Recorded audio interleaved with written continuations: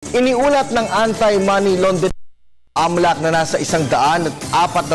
na milyong piso ang halagang mula sa mga bogus na NGO na inilipat sa mga bank account ni Pork Barrel Scam Queen Janet Lim Napoles. Sa pagharap ng bank investigator ng AMLAC na si Orlando Negradas sa Sandigan Bayan itong Lunes, inilipat ang naturang halaga mula sa mga bank account ng Social Development Program for Farmers Foundation at Masaganang Ani para sa mga Magsasaka Foundation Incorporated sa mga account ng JLN Corporation mula 2009 hanggang taong 2011.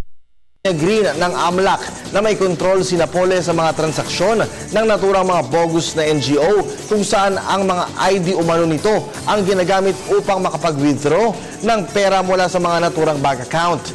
Bukod po dito, tinukoy rin ni Negradas ang isang negosyanteng nagngangalang Juan bilang isa naman sa mga individual na may bank account na ginagamit umano ni Senador Jinggoy Estrada sa pagtanggap nito ng kickback mula sa mga peking NGO ni Napoles.